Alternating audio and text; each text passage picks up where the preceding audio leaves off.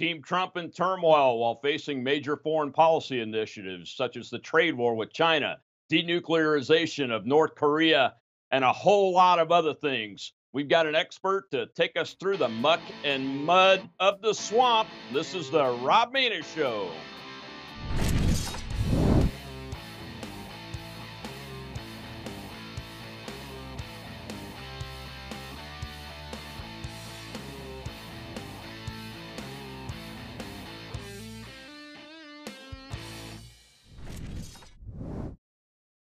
Trump administration senior official says or does blank. It seems every day we hear about more controversy on Team Trump in government.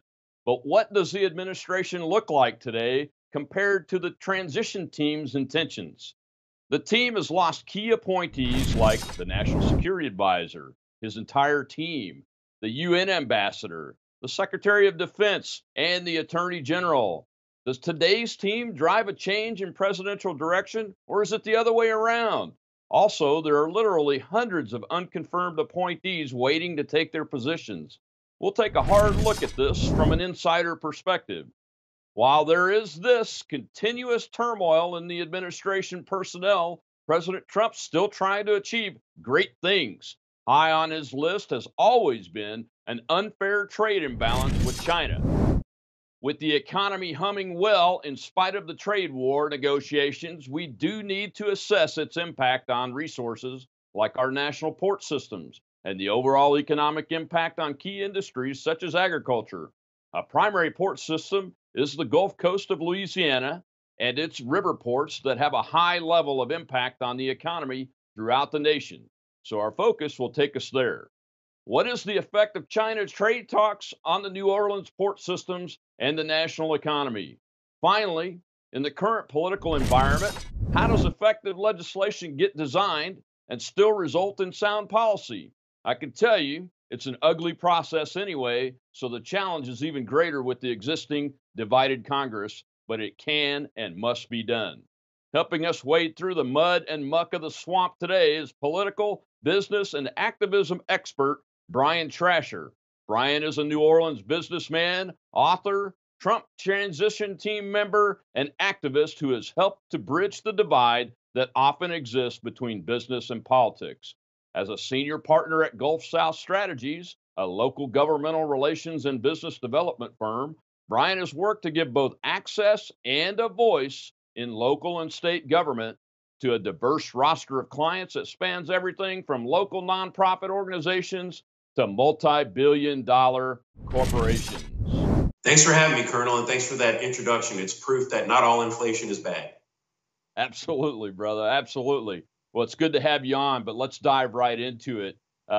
You were a member of the Trump transition team way back when. I know it seems like a long time ago, but with all the turmoil that's happened and the changes, General Flynn, the National Security Advisor, is out, the Attorney General is out, the United Nations Ambassador is out, the Secretary of Defense is out. Is that driving President Trump's current policy? And are they doing the things that y'all intended, regardless of what the personalities are that are currently on the team? Well, going back to the beginning, the election was on a Tuesday night, and I remember a few days later, I think it was that Friday of that week, going up to New York to Trump Tower, where it was transitioning from being a campaign to being a transition team. And, all the top guys were telling then President-elect Trump, oh, look, you don't really have any relationships in Congress. Frankly, they weren't expecting you to win. You're going to have to get Paul Ryan and Mitch McConnell on board now. And otherwise, you're not going to get anything done, even though it's a Republican Congress. So, of course, and I'm not saying that the reason why Secretary Chao was hired, but I mean, she is, Senator McConnell's wife. So that was one good foray into having a relationship with Senator McConnell. And the way they got Paul Ryan was to make Reince Priebus the chief of staff for the White House. And that's when you saw all these kind of RNC guys coming over. Frankly, a lot of guys that, weren't with us in the beginning. Sean Spicer became the press secretary and so on and so forth. You saw a lot of, it looked like chaos. It was kind of organized chaos in the beginning. But you've obviously noticed over the last 2 years, a lot of people have come and gone. for a lot of different reasons. Part of it was because when Reince Priebus was dismissed as White House Chief of Staff, that kind of gave way for the exodus of all the old RNC alumnus to make their way out of the White House as well. I think what the president did at some point within a few months after being sworn in was kind of really narrow down his inner circle. People like, of course, Ivanka and Jared, back when he hired General Kelly, obviously, as Chief of Staff, and for a time there, Steve Bannon, and of course, still Kelly Conway. So he kind of had a small core group of people, and that's when you kind of started to see his will being carried out with a little more smoothly, if you will. How's that translated into policy? I mean, look, we've been all over the place ever since the day after the election. It's obvious that not just Democrats, but Republicans who were not with this president, maybe still aren't with this president, have been working day and night to try to undo his presidency, whether it's to make up phony Russian collusion stories or just try to stall things legislatively. The Republicans, in my opinion, showed a real lack of gumption in the first 2 years that the president was elected, and that's why the Democrats took over the House. They just didn't give anybody a reason to reelect him. So now you have even more of an obstructionist Congress, at least on the House side. We gained some seats in the Senate, but you still have a few senators there who tend to be rogue. They come from kind of swing states, and so they feel like they can vote against the president when they want to. You just saw recently the vote on I call it the anti-infanticide vote. I don't remember what the actual name of the bill was, but basically this is just saying that what we're now it's crazy. We're calling it the fourth trimester. It basically means after a baby's born, the Democrats want it to be legal to still kill him. And it was a vote, and all the Republicans voted for it, which even had some Democrat senators who usually are pro-life, but they voted against it, so they couldn't get the 60 votes. So look, I like the optics right now, Colonel. I got to be honest with you. You got the Democrats, are bringing Michael Cohen, the president's former lawyer, in for hearings, and they're leaking things that he's supposedly going to talk about how the president committed crimes while in office in relation to the Stormy Daniels affair. And then they're also, still doing everything. They're trying to pass a resolution to stop his border wall emergency declaration. But on the other hand, you have the president who's in Hanoi, and he's having his second, not first, but second summit with Chairman Kim Jong-un of North Korea, something that President Obama said couldn't be done, even with a magic wand. Well, apparently somewhere in Trump Tower, there was a magic wand, because not only did the president use it to get elected, but he's using it to give us an unprecedented economy and, frankly, unprecedented foreign policy, things that are moving forward that a lot of people thought never could be done. Yeah, I'm glad you brought that out about how he continues to achieve his policy goals. Whether you agree with him or not, he's continuing to achieve that in spite of all the turmoil that you mentioned at the beginning. I watched that happen and was curious as to exactly what direction he was going to go, especially with all of the RNCers and they had all the leaks from the administrative leaks, like the schedule and those kind of things.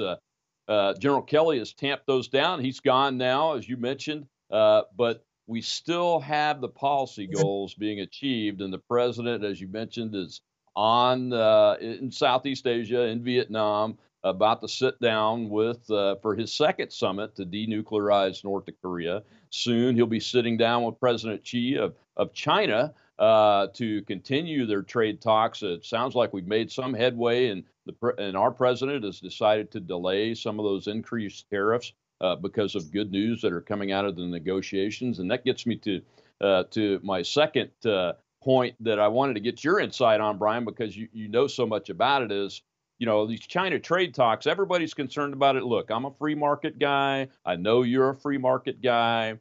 A lot of us just kind of had to swallow and say, let him try it. Nobody else has been successful at getting China's trade policy to come more into line with what the rest of the world follows as far as what's the right thing to do and what's fair and those kind of and what's legal, by the way. So let's let him give it a shot. I think he's been fairly successful at it, getting them to the table. But what impact is that having, and what do you predict as far as the success of these negotiations go? How far will we get, and will our agriculture industry be able to survive?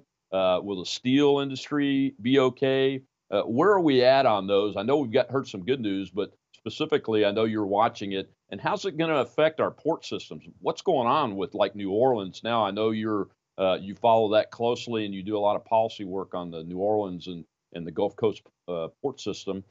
So lead us through that, where we're at, where you think we're going, and what the future impact is on our various industries that could be impacted.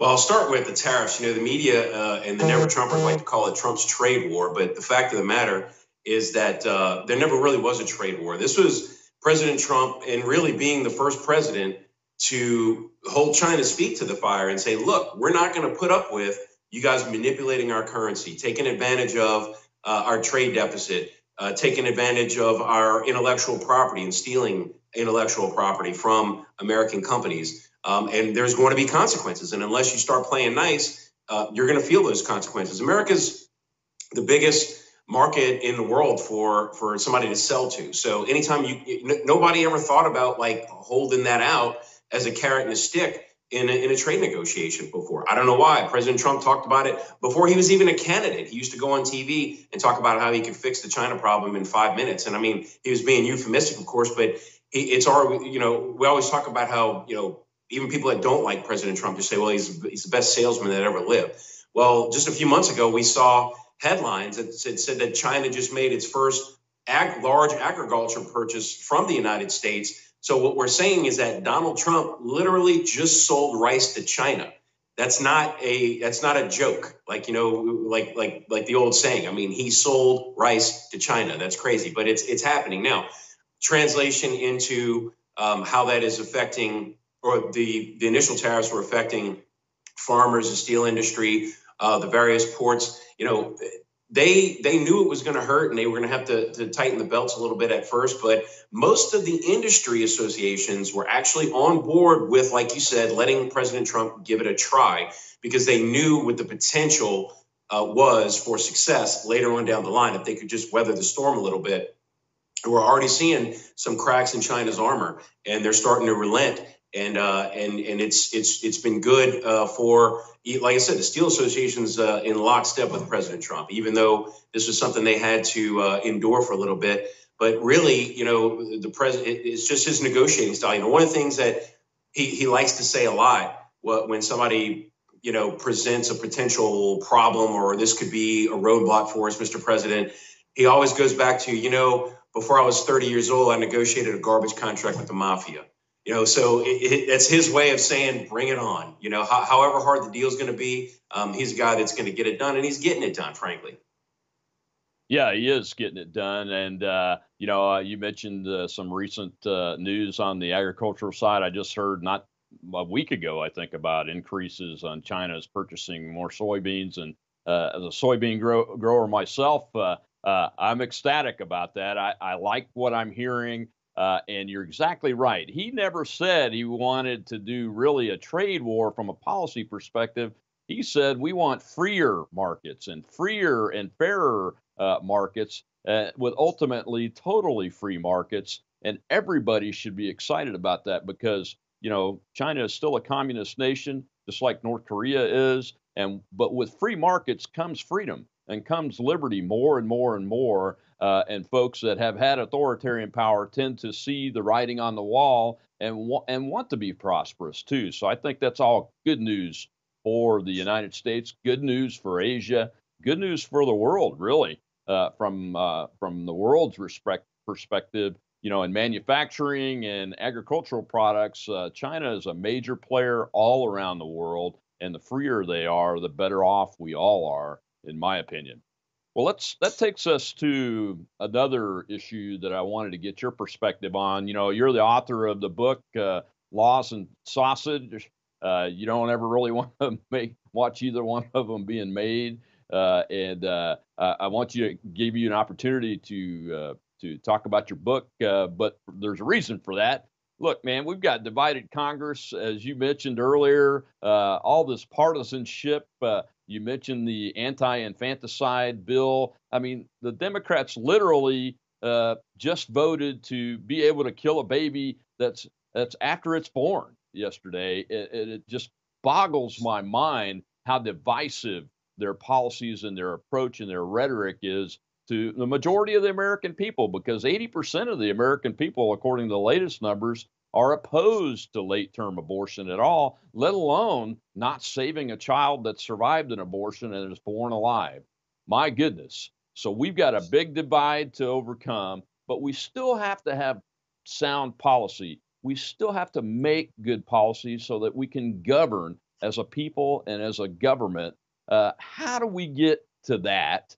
And I know you're an expert in that. You actually teach leaders and organizations how to develop good legislation that can become sound policy, even in the toughest environments. Talk us through a little bit of, or maybe even a few examples of what we can look forward to from the Trump administration in that regard, Brian. So, I'm old enough to remember when the argument was, when does a fetus become an actual human life? And there was always, was it at so many weeks? Was it at so many months? Was it right up to the point of the baby exiting the birth canal? The Democrats have moved the goalposts again and said, even when a baby comes out of the womb and is completely outside of the mother and is its own autonomous being, breathing free air, there's still an option to end its life. That's where they've moved the goalpost to now. I got to tell you, I'm a lifelong Republican, but I also kind of take a lot of joy in making fun of the Republicans when they do stupid things, and they have no problem tripping over their own shoes politically. They've always been deathly afraid of the media. They've been deathly afraid of public perception. When they get hit in the nose, they just cower in the corner and bleed. They don't hit back. And President Trump's the first guy he's not, let's face it, he's not like a real traditional Republican. I mean, he's governing like one, thank God. But he's the first Republican that comes back, and when somebody hits him in the nose, he shoots him with a Sherman Army tank. He's not afraid to fight back. And the media is not used to that. The Democrats sure aren't used to it. And even some of the Republicans that lack some intestinal fortitude aren't used to it. They don't really know what to make of it. But going back to it, usually I'm like cringing, waiting for the Republicans to make another misstep. For the last few months, the Democrats have been writing all our op-ed ads for us. I mean, they're literally, all the Democrat presidential candidates are out there trying to out-socialist each other. And when you had the 1024th Indian, Elizabeth Warren, feel like she got off to a rocky start, and the other candidates are embracing this Green New Deal that we find is going to cost $93 trillion or $600,000 per American household. She wanted to up it a notch and say, yeah, how about slavery reparations? And let's extend that to Native Indians, who, by the way, I'm not related to any of them. And they're literally out there just trying to out goofball each other. And they're doing a phenomenal job. It like reminds me of, watching a basketball game, and they have, a guy that's trying to shoot 3-pointers and he's missing all night. But every time he's at the foul line, he's sinking every shot. You ask the other players, why are you fouling this guy? Just point to the basket. Let him shoot from the free throw line. I mean, let them miss. Let them keep stepping on their own shoes for a change.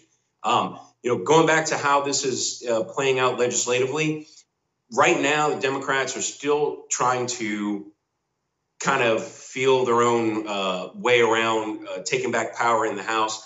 Nancy Pelosi's got a problem with a lot of rogue freshmen who keep saying some crazy and frankly racist and anti-Semitic things in public. She's got the new congressman from New York, Alexandria Ocasio-Cortez, who won't shut up, and the media won't stop putting cameras in her face. Look, I have it on the highest authority, and maybe we can break some news here on your show, that Nancy Pelosi was involved in knocking out Joe Crowley. That was the guy who Alexandria Ocasio-Cortez primaried back last year. and it was a big surprise. And she made it a point to say that he was never in the district, and it's probably all true. But Joe Crowley, if you remember, was the guy that really had a chance to knock off Nancy Pelosi as Speaker if the Democrats took back control of the House. So she was involved in getting him primary. Be careful what you wish for, because now she's got this crazy 29-year-old bartender who won't shut up about the craziest things. She came out now, like, she believes in global warming, but now she's saying that the way you fight it is to not only prevent cows from flatulating, right? That's something that's easy to do, right? But now she wants people to consider stop having children, because otherwise in 12 years, we're already going to be dead. Prediction, 12 years, you and I are still going to be here. She's not, okay? But going back to how do we get things done with a divided Congress? Passing legislation has a lot to do with momentum. Okay, it has a lot to do with the prevailing winds. That's how some of the weaker spine legislators will agree to vote for or against something if they feel like the wind's blowing that way. Trying to get major legislation passed is like I liken it to rocking over a Coke machine. You gotta rock it back and forth a few times before it'll finally fall over. The problem we've had is that the Democrats have been so obsessed with Russia and the Mueller investigation and doing everything they could to obstruct and resist this president. There really hasn't been a good opening for the two parties to work together. Last year we got the opioid bill passed, which was something that they've been working on for years and years and years, and it was a bipartisan effort, got it through. The Farm Bill, another bipartisan piece of legislation that passed right before the last Congress ended. I think that's something that the Democrats and Republicans mostly agree on, although they might disagree on how we get there, but they agree on updating this country's infrastructure. And they're going to fight over how do we pay for it, who gets the most miles of roads and bridges, all that kind of stuff. But if they can put some emphasis and work on things that they know they have fundamental agreements on, they can render the negotiation just to the details. On the things that they're really far apart about, you have to negotiate about how you're going to negotiate. And it takes a really long time, and you really don't get anything done. Going back to Congresswoman Cortez, I actually started a GoFundMe page, and it's dead serious. It's called GOP for AOC, because I'm of the feeling that as long as that young lady stays in Congress and stays on the news and keeps sharing her ideas with the American people, the better it is for the Republican Party. So I'm trying to get Republicans to help me raise money, and we will actually donate it to her campaign and to any PAC that supports her. I just heard that her boyfriend might be running a PAC for her. At least they found a job for him, right? But we'll donate money to her to make sure that, because there's already a plan afoot that Pelosi is trying to get somebody to run against her in the primary, because even though she did the job of knocking out Joe Crowley, now she's a problem for Pelosi, so Pelosi wants her gone too. We can't let that happen as Republicans. We have to keep AOC on the front pages talking about cow flatulence and convincing the American people not to have kids anymore because global warming. So, the problem with political jokes, Colonel, is that they usually get elected. Well, you heard it here first, ladies and gentlemen. I think we are breaking some news. I've suspected that Pelosi was involved in the Crowley defeat. So I appreciate you kind of identifying that and bringing that piece of information out, Brian, because she is getting exactly what she paid for with AOC, and your GoFundMe was GOP for AOC. That's GOP for AOC. I totally agree with you. We got to keep her in office. Absolutely. She's the gift that keeps on giving. I think that the most dangerous place in Washington, D.C. for the next couple of years is going to be between her and a camera. But I say let her keep saying what she's saying. Let her keep telling us that, we have to stop the cow farts and we have to stop having children, because global warming, even though it was snowing in Las Vegas last week.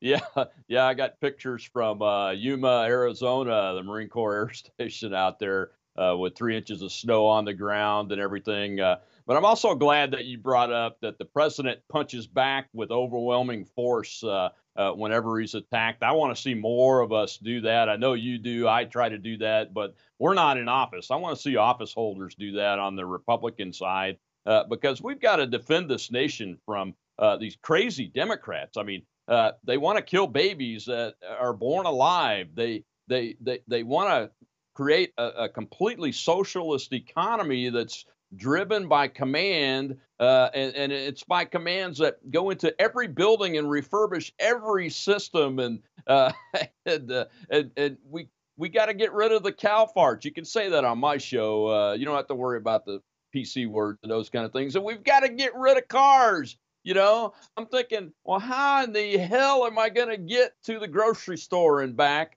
Am I going to push a wagon or pull a wagon? And the kids and I are going to go to the grocery store 5 miles away because we can no longer have cars anymore. And you can't have oxen because they're cows and they fart, or similar, and you can't have horses, don't they? And pigs and all of these things, that animals that we use. It's unbelievable. They're crazy. And I love it because it gives us the opportunity, as the sane people in the United States of America, from a policymaking perspective, to go in and maybe get something done. You mentioned a couple things that Democrats and Republicans can agree on, even with this negative environment we have.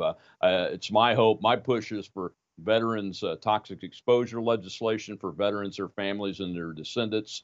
I know I'm on a team that's working real hard on that.